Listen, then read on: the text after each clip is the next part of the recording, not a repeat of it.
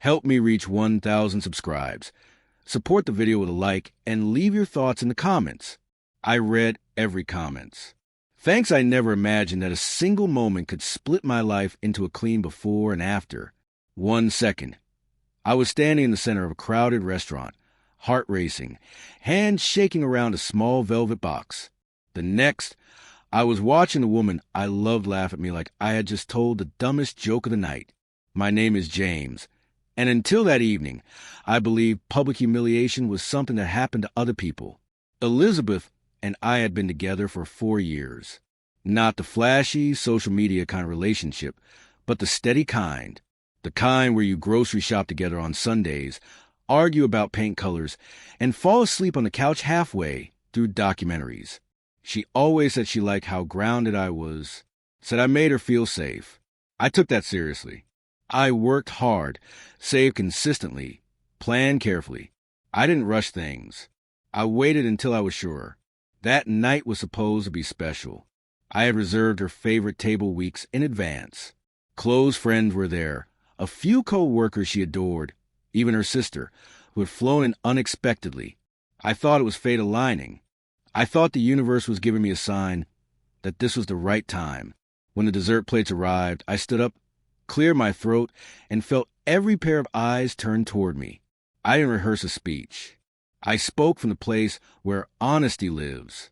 I talked about building a life, about choosing each other even on boring days, about commitment meaning something.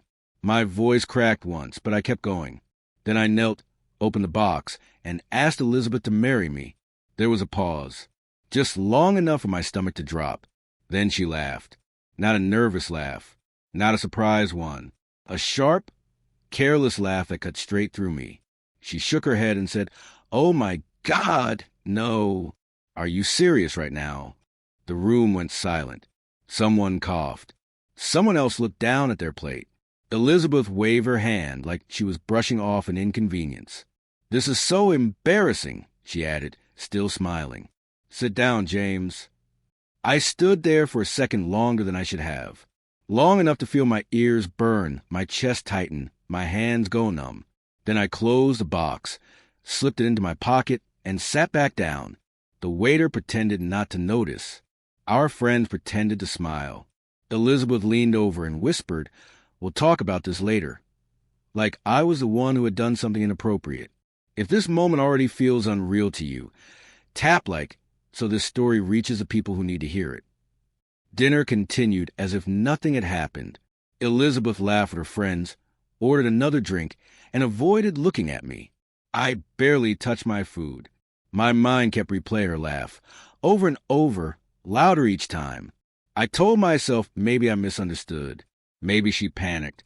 Maybe she'd explain later. Hope is a stubborn thing.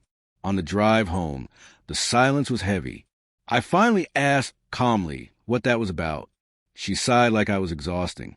"James, you blindsided me," she said. "Proposals should be private. You put me on the spot." I reminded her she'd hinted at wanting something memorable. She shrugged. "Memorable doesn't mean yes." I didn't argue. I just listened. That's when she said it, casually, like it wasn't a knife sliding between my ribs. "Honestly, I don't even know if I see a future with you like that." Like that, as if I were a phase she'd outgrown. "Tell me in the comments." Was her reaction about timing or was it about respect? That night, I lay awake staring at the ceiling, replaying every sign I had ignored. The way she'd stopped asking about my day.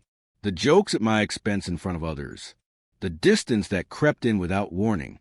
I realized the proposal didn't change anything. It just exposed what was already there. By morning, something in me had shifted. Not anger, not sadness. Clarity. I wasn't heartbroken yet. I was something colder. Something steadier. And I knew, deep down, that the story wasn't over. It was just beginning. If you believe public disrespect changes everything, comment the word dignity. The next morning, Elizabeth acted like nothing had happened. She made coffee, scrolled through her phone, and asked if I'd seen her blue scarf. There was no apology, no acknowledgement, just normalcy layered over humiliation, as if silence could erase it. I watched her move around the apartment we shared and realized how little space I actually occupied in her world. That clarity from a night before hadn't faded. It had settled.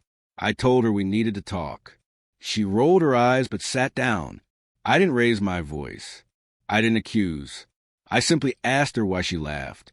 She hesitated, then said something that confirmed everything. "Because it felt ridiculous," she said. "You made it a spectacle." I didn't want to say yes, and I didn't want people thinking we were headed somewhere we're not.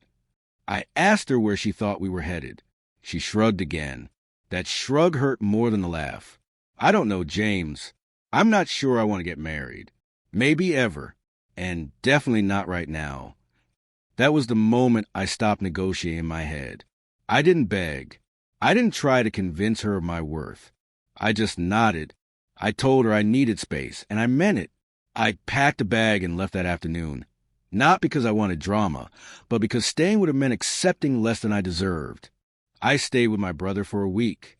In that quiet, I replayed the relationship without excuses. I saw how often I'd adjusted myself to keep her comfortable. How often I'd swallowed discomfort to avoid conflict. Love, I realized, shouldn't require you to disappear. Elizabeth called on day 4. Her tone was different. Softer. She said people were asking questions. She said the story made her look bad. She said maybe she'd handled things poorly. Not, "I'm sorry." Just, maybe. If this moment made you feel something, share this story with someone who believes respect matters as much as love. When I told her I wasn't coming back right away, she sounded shocked. "So that's it?" she asked. "You're just done?" I told her I wasn't punishing her. I was choosing myself. There was a long pause, then frustration crept in. She said I was overreacting, that I should have known her better.